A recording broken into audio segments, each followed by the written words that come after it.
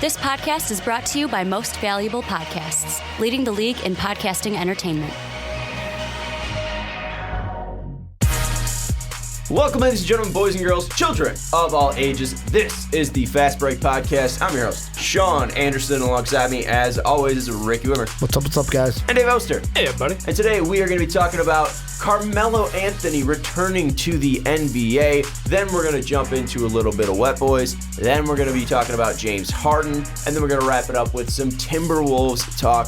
We're super excited to talk to you today. We're super excited that you joined us, whether it be on Patreon.com, or not Patreon.com, YouTube.com, whether it be on Blog Talk Radio, whether it be on Stitcher, whether it be on iTunes. Wherever you may join us, we are thankful that you are joining us. And if you do want to help us out, even though you're joining us, check out Patreon.com/MostValuablePodcast. You can become a patron. At the $1 tier, you'll be able to join our very active Discord, and we do live watch-alongs. Did you guys do one this week?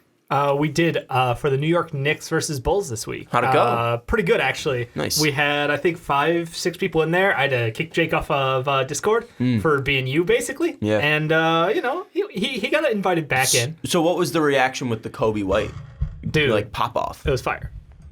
But to be honest with you, I was a little disappointed that Ricky did not join because I was like, oh, this is great. We can have Ricky here. And then it's like, we get the Ricky thoughts during the game. And I was like, we were going to figure out a way to do the Ricky thoughts in Discord one episode. I want to get like a group one where it's like we can all like pitch in. We'll figure that out in a bit, but yeah, it's exciting. It's a good time. It's super easy, barely an inconvenience. If you want to join one of Dave's watch-alongs, check out patreon.com/MostValuablePodcast. You guys are invited. Dave's NBA watch-along. I've been working. Yeah. You have the prime, I have a normal schedule. You have the prime schedule of just working. You work 9 to 5 pretty much, right? About 7 to 4. 7 to 4. You work a normal schedel though. Yep. So you have your nights to yourself, and I don't. But anyways, I'm not upset with that. I like my job. But anyways, check out patreon.com/MostValuablePodcast. Let's talk about Carmelo Anthony. He just signed a 1-year deal with the Portland Trailblazers. It is non-guaranteed.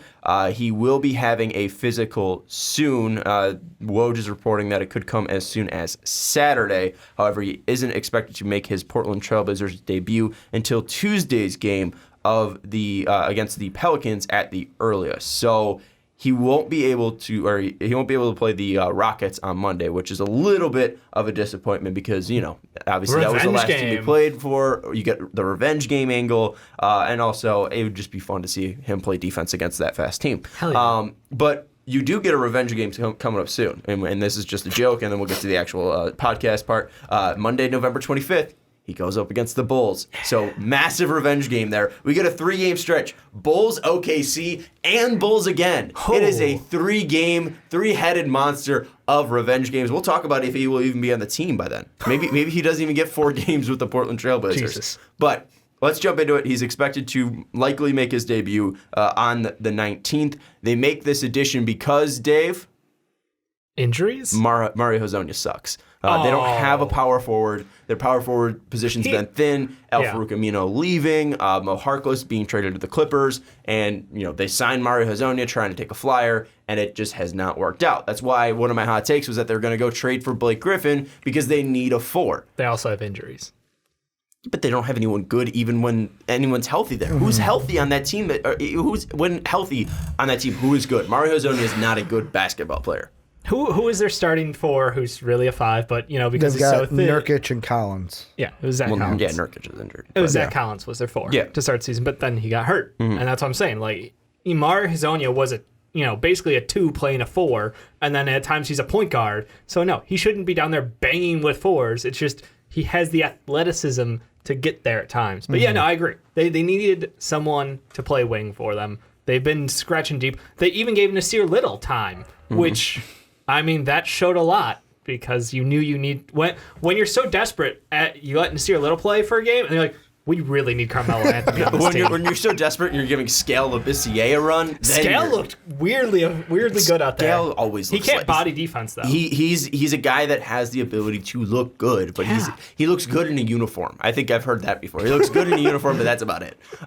He has his moments. He's super athletic. He was like the first player in his high school class, right? Or like at least top 5. He was. He was a huge recruit coming out of high school. So I mean, but he hasn't turned it into anything. Let's not talk about Scalabus yet. This is a Scalabus episode, is it not? No. Carmelo Anthony now coming back. He was with the Rockets last year. Played 10 games with them. Ricky, what I want to ask you is, do you think it will last longer or shorter than that stint with the Houston Rockets? How long will Melo be a Blazer for? You know what? I would like to come on the podcast and say, like, oh, Melo's going to finish out the year with them. He's going to be a big piece of this team. But, like, to me, I feel like with the Melo signing, it's all about what your expectation is. If your expectation is to see New York Knicks Carmelo Anthony, you're going to be disappointed. If your expectation is to see anything better than what we saw the last, 3 years with Carmelo Anthony, or about the same, then you won't be disappointed with Carmelo Anthony. To where I am on the other side of this. When I saw this, I was like, like I wasn't hyped about it because Carmelo Anthony hasn't been what we're used to Carmelo Anthony being for quite some time. And I know there's people out there that are going to say, that's okay, and they're going to use the word role change, but is Melo finally okay with the role change? Because I felt like that's been another piece to this problem where Melo up here wants to be the Melo of old, but as you get older, it's like, he's 35 now? You're not going to be the Melo of old. So, I mean, will it work? I would like to think so. I'm not super optimistic, though, and I don't think it will. I'll say he's there for most of the season. I don't know when he gets kicked off, but he won't be there the whole season. Whoa. See, I think he will be there the whole season. I think this is Melo's last-ditch effort in the NBA. And I know Rachel Nichols gave like a short thing on like Melo's taking this very seriously this time. Like it's very much a like reality check for him at the end of last year when, he was constantly proposing, hey guys, I can play for a contender. Like I'm well rested, I'm still in shape. I can come back for a team after the Bulls dropped him, and no one else really was interested in him. I think that was his reality check. And this year he came in, he worked out all offseason. He looks like he's in decent shape. And I think this is it. This is his do or die moment for the NBA. Like we know your legacy as a player has been, you were in the same draft as one of the greatest players of all time. You need to go ahead and stand up. You were a great scorer, like not an all-time scorer, but you were a very good scorer in your prime. Right now, you have to prove you're more than a chucker. You have to prove that you can be a team player. You have to prove that you provide value to a team that wants to win games still. And I look at this team and I'm like, this is a perfect fit for him because they are desperate for a starting wing out there, which he walks right in. He doesn't have to argue with the whole bench roll. That shit's not even a conversation on this team. So problem number 1 is gone right away. You don't have to deal with that ego check of sit your ass on the pine. You're not one of the 5 best players on this team. It's great for him. And then after that, you go, okay, well, scoring-wise, Dame's a better scorer than you. You know that. CJ's a better scorer than you. You know that. But there are still at least, 15 shots a game that are up for grabs. And I think that's a number that's going to resonate really well with him because he loves to chuck the goddamn ball. Like, whatever you want to say about him, when the ball hits his hands, Carmelo Anthony, the long two is his, he can't resist that shot. But I really think that, like, offensively, this will fit really well for him. If he takes it seriously, because this is his last chance. But the question I have is when those guys come back, how is that going to work out? When the guys who are injured come back and it's like, okay, we're going to start Zach Collins, we're going to start Nurkic. Nurkic would be a 5. Well, it would be a 5, but I mean, like, when those guys come back, that's going to create the logjam, and Melo's going to be the odd man out, right? Well, if Carmelo plays well without, when they're away, I could very well see a scenario that Zach Collins just goes back to the bench and he spells Nurkic and he doesn't play the 4. I don't think he's really that great of a fit at the 4 anyways. So, I mean, if he works out there, I could see him winning the job. But I think the biggest thing with Melo is I just think he's washed. Like, I think this is just AI, what AI happened with AI. Yeah. AI played 82 games and then just fell off a cliff. Carmelo, same thing happened. Carmelo is a very good spot-up shooter. But we still know the issue with Carmelo Anthony, and it's his lack of defense, and his lack of effort off ball. It's his lack of effort when he doesn't have the ball. Carmelo can still put up like 15 a game. That's fine, but how efficiently are you doing it? How are you helping the team? And I don't know if he is a net positive anymore. And I think last year throughout those 10 games, he was like a negative 2.1 wins per added or something like that, or value added.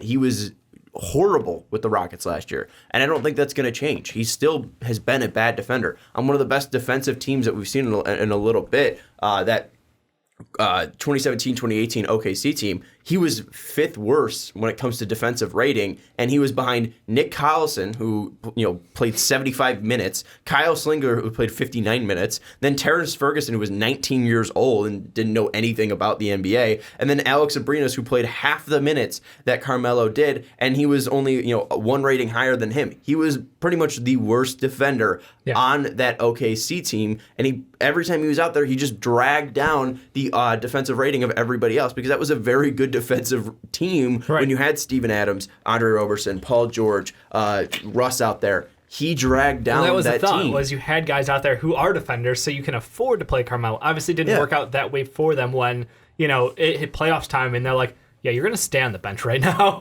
We have a better shot with you not playing in this game. I don't think this is the answer that they're looking for. I don't know if it's going to be... I don't know if it's going to be...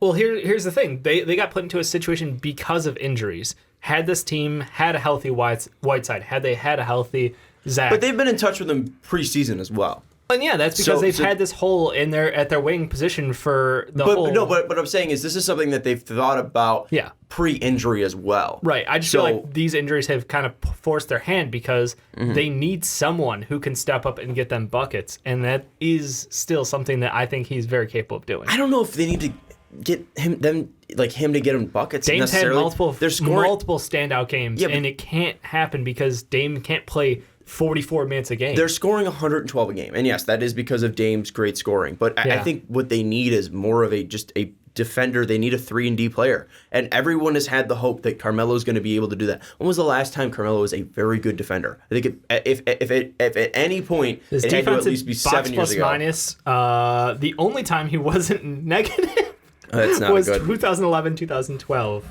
for his defense. Yeah, he was a 0. He was a net rating 0. That's the only time in his career? Correct. He was not negative on defense, box plus minus. Was that one of the years he was hurt? No, that was the short year. That was the 55-game year, I think, right? Okay. I don't know. 2011, 2012 season. His was that the lockout year? I think so. It was not. No. He was inactive. He didn't dress for some of those games. It was a 66-game season. That was it. Yeah. Okay. He played 55. So yeah. I just think that he is not the answer that they need at that position, and I just would think that a reason that he might stay on the team is because it is non-guaranteed, and that might just let him, last on that team because it's not that expensive of a contract. Mm-hmm. So maybe there isn't a reason to cut his bait because of the contract situation. Yeah. However, I would rather give this playing time to a guy like Nasir Little because he is younger, he is athletic, we know he can play defense. He can't score, which is an issue. Yeah. But I would rather, give him that rub and see if he could actually latch onto something. And we've seen that he's been able to score before in college, and he is just young, so maybe he just needs playing time and time to grow into a role.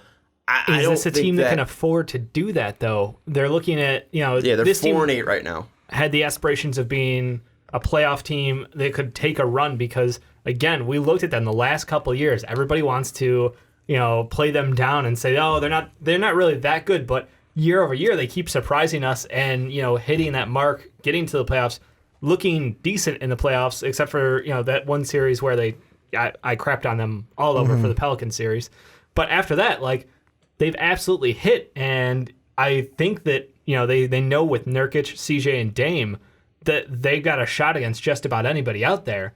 So they really, I don't know that you can take the time to develop someone like Nasir Little if he's in that timeline. Yes, he's a great asset defensively. He's a great piece that if he gets the experience out there, there's a chance he can contribute. But it's not like he's someone who's going to be viable come playoff time, or you would expect to count on him during the playoffs. Well, and the thing that I've been thinking about, it goes back to, I do agree with you, Sean. I would probably give the minutes to Nasir also, only because of even if he's not perfect game one, he's a younger player. You're hopefully going to mold him into what you want him to be.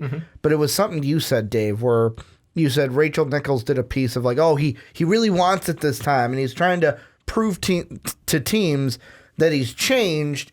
It almost reminds me of like that kid, and think back to high school, that kid in high school where whether it's basketball, whether it's book smarts, anything, can get by on just natural ability. Like, wow, they're just really fucking good at this.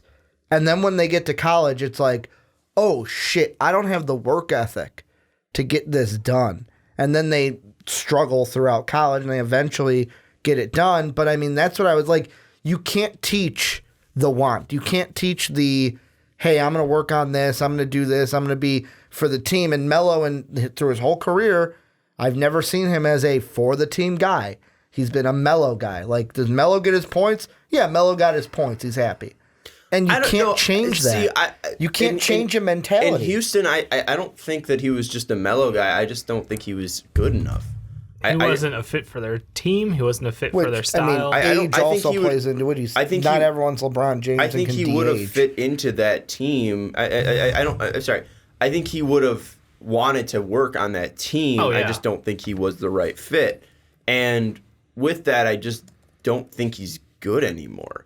Like, there is a time that you're done with. Yeah. And he still can shoot the ball. You don't really lose the stroke, and you lose some muscle. You lose the ability to hit that consistently. You don't lose the stroke. Yeah, and Carmelo's always got a sweet stroke. But I think the biggest issue is I just don't think the athleticism's there. I don't think the skill is there anymore. I don't think the deception's there anymore. I don't think his ability to have a multi-layered game is there anymore. There is probably not the ability to have that post-up game. There isn't that ability to have a game that is based on him driving. It is basically Melo is now a spot-up shooter. So you're just going to have a more high-profile named Anthony Tolliver on your team. And you already do. I mean, Anthony Tolliver is a very good three-point shooter.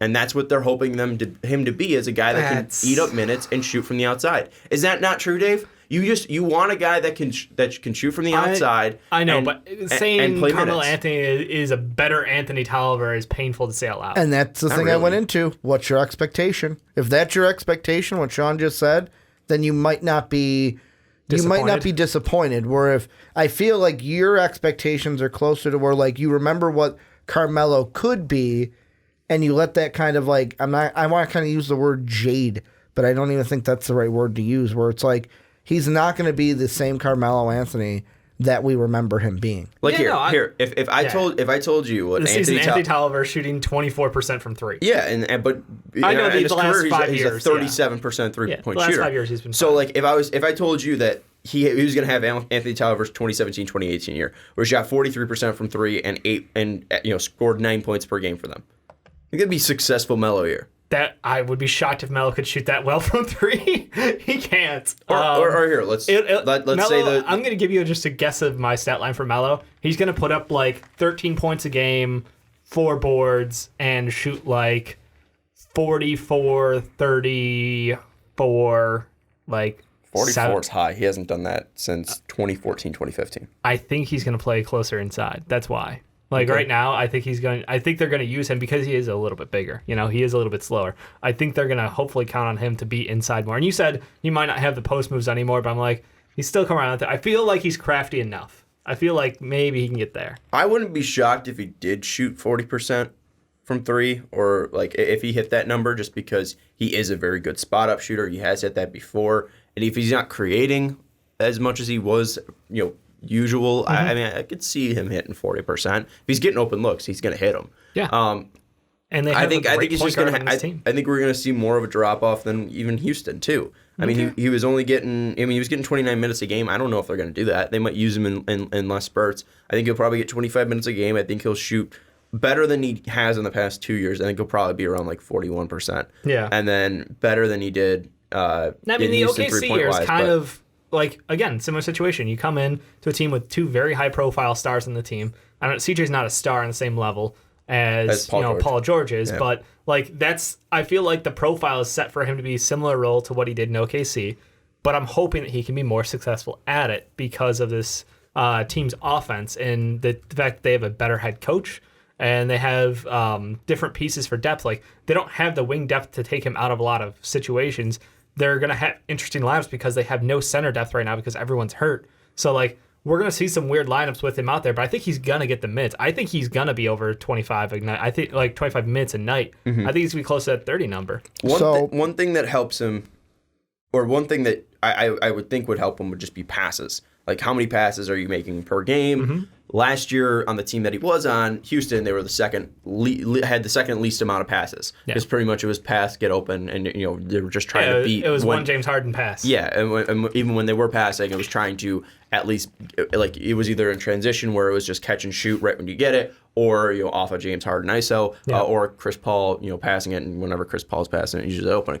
The biggest thing that I think is hurting them is right now Portland is below Houston right now when it comes to passes. And that is because Dame has been having a ton of usage, a ton of ISO usage as well. So that could be playing a factor into it. But if we go back to last year, Portland was not that high up either. They were 3 teams above Houston. They were averaging about 40 more passes per game than Houston was. But I could see this being a very similar situation to Houston last year. I don't think it's going to be that much of a drastic change, and I wouldn't be shocked if he didn't last 10 games like he did last year. I think this is Melo's last shot, and I think it's going to be his last shot for a reason. It's because he's washed. Wow. And I've got a question for you guys, and I've got a hot take for like the end of this is, first off, Dave, it's weird. The numbers that you said were going to be his numbers are eerily similar to D-Wade's final year. And why I have that pulled up is the question that I'm going to ask is, are you surprised it's taken Melo this long to get signed? Because the thing I saw on Twitter was like D-Wade, and I get why he did it. Like, he's a buddy of Carmelo. You're going to be supportive of your buddy. But just seeing like, about time. And I'm like, all right, come on, D. We really believe in that? We really believe in about time? Because like, the thing that I look at is even like with D-Wade, like he was 35 when he was here in Chicago, then went to Cleveland, eventually went back to Miami. Yeah, they made the playoffs that year, but that was like he only played 21 games. And really, I look at that final season, the only reason he did do 43 from the field, 15 points, 4 assists, was his last, like he knew this is my last season, this is my going out party, and balled up for it. And plus, I know D-Wade, different player than Melo. We've never questioned D-Wade's work ethic or the I'm going to say selfishness, because you can't say throughout Melo's career, we haven't said that there's been a little selfish. D-Wade was selfish player. Yeah, okay, then we can say that. But I mean, I look at it and I go, you're saying the guy who went on a year-long retirement tour is selfish, that wanted the spotlight? I mean, the guy who left his, city of Miami to come to Chicago because he felt disrespected by the contract offer. There are some people that deserve it. Like Derek Jeter was one in baseball who deserved the year-long thing. Mo, Derek Jeter, the greats. They're all-time greats. Dwayne Wade is an all-time great. When LeBron finally does it, LeBron at age 44 may have that year. Sure, 44? Not like 50? No, only 44. He ain't going up to Tom Brady. He only wants a couple years with Bronny. Once Bronny eclipses him, then he's outie. But like that's the thing where it's like, I'm not surprised it took this long for a team to finally sign Melo. Am I in the minority here? Like, are you guys shocked it took this long for a team to sign him? No. Because I think he's washed. I think it's the media. You keep saying that. I think it's when you bring Carmelo Anthony in, you have to know what you're signing up for. It's not the same, but it's similar to what Colin Kaepernick is to the NFL. God, no. Yep, I wanted to go there. No. I was thinking the same thing. It's a little not. differently. No, I understand the Colin Kaepernick thing has a completely different reason behind it, but from Kaepernick right now is bigger than Carmelo Anthony. But if Kaepernick didn't have the other issues, right? Yeah, that's not an issue. No. If he didn't have the political stuff behind it, he would be on a team. Like, man, we'd be 100%. But Melo, the reason Melo isn't on a team is because he's bad. The reason Colin Kaepernick isn't on a team is because of the political stuff. No, I just think it's media in general. Like, it's the media implications of having Carmelo Anthony on your team, because you are just going to get plastered for it, and it just becomes is he more harmful to your team, to your bench, to your talent in the locker room, your chemistry. All of that is in question. Like I said, they're completely different reasons, but it's at the end of the day, it's media and public implications. Here's something that I think will help. I think there's going to be less drama over this Melo stint because people aren't expecting. There won't be the questions of are you going to be on the bench? And that was what was huge into the Rockets thing last year. Was he didn't want to be on the bench, he didn't want to come off of it, but then he did, and he was fine with it. And then he got cut. I don't think it was that big of a reason of why they cut him though. I just don't think he fit on the team. Like if he was performing, I don't think they would have cared. I don't think the media stuff is that big of an issue with NBA teams because guys want to back up Melo because he's a good guy. Right, so guys don't care about the fact that he's getting media attention, even if he's not a star anymore. At least playing like a star. Yeah. People don't care about that because guys want attention anyways. Like the NBA loves his attention. The NBA loves drama, so that doesn't matter to them. About the NBA. I don't know if the NBA loves it. Mm-hmm. I don't think who shies away from it. I don't know. You got NBA guys dropping diss tracks. Vic and Dame are rappers. What you're saying is like Adam Silver may not like it. Yeah, I don't know if the league I don't think necessarily... Silver cares. As long as it's not negative pub, they don't care. Yeah. And nothing negative's coming out with Melo. Like, what's the most recent negative thing wasn't even player related. It was, kind of, because what stuff. LeBron said, but it was started because of Morey. So, even with all that stuff, like, I don't think Melo's a negative media attention. There's just going to be more media there, but, like, I don't think that Portland really cares because then Dame gets more of a spotlight. Like, Dame had that awesome SportsCenter commercial. Like, if people are going to now watch the Portland Trailblazers because of Melo, I don't think the Portland Trailblazers really care about that. I think they probably want that. But if he could help the team, I think that's what they want It's just the general. balance of, like I said, is the positive contributions from Carmelo Anthony at this point in time going to outweigh the negative of, A, the media, which I still think is there, and B, like, is he good for the locker room or not? Because we talked about how selfish of a player he is. Like, do you want that rubbing off on guys like Anthony Simons, who looks like an absolute stud coming off the bench right now? Do you want that Nasir Little? You've got Gary Trent Jr. You've got a bunch of young pieces on this team. Even Zach Collins, still a very young player. Like, you got all these guys who have that potential to, hey, that could be the future core of this team. And you're going to bring in someone like Carmelo Anthony, who the last two teams he's been on, let's be honest, he wasn't exactly great for them in the locker room. He wasn't exactly great for them as a mentor on that team. Well, and that leads me into my hot take. Melo will be on the Portland Trailblazers until around the trade deadline. And much like AI with I can't remember if it was a trade or they released him because he only played 3 games in Memphis. But I think he'll play with Portland until the trade deadline, get traded over the Knicks into like a trade where it's like, well, it's your final season. We all know it. The Knicks will be like, come on. Finish it out with New York. Feel good and moment. He'll finish out this year in the second half of the year on a bad Knicks team. Do many people, like, I know Dwayne Wade got his feel good moment, but like... AI did. He played 25 games in that Philly season of 2010, where they were just bad. Yeah, I know. He was released by the Grizzlies. Okay, so maybe actually, I'll say that. The same thing happens. When Zach Collins comes back in March, because right now 4 months, he'll get cut, and the Knicks will go, come on, finish out your career here in New York. I don't think there's that much love for Carmelo in New York. I can be absolutely wrong. By March, there might be. but I'm saying, like, I don't think he had the same love that AI had in Philly, and I don't think he had the same love that D. Wade had in Miami. No. Well, if anyone, it's going to be either Denver or New York. Takes down the rise. He didn't take him to a finals like AI took But Philly. He has been their most successful team in the last 20 years. Yeah, he's been their best player in the last 20 years. More pathetic than right, it is but it like still Carmelo is, being. That's their guy. It's the guy they hang their hat on, except for like Ewing would have been the last one before him, which is 30 years ago. Yeah, and they didn't give Ewing another run at it. They sucked. They let Ewing go at the end.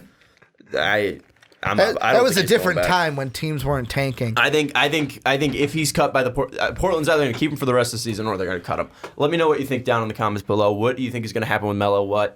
I'm ending this segment. What do you want? A throwback to the beginning. Skal Labissiere was number 2 in his recruiting class, behind a certain Australian prospect that went to LSU. It was Ben Simmons. Ben Simmons. Thank you for that. Let us know your thoughts. So it was down 2, not 1. Yep. Let us know your thoughts down in the comments below. What is going to happen with Melo? Is he going to last on the Trailblazers the entire season? Do you think he's going to be like what Ricky said and end up on a different team, possibly the Knicks? Or do you think he's just going to be done after this Trailblazer stint?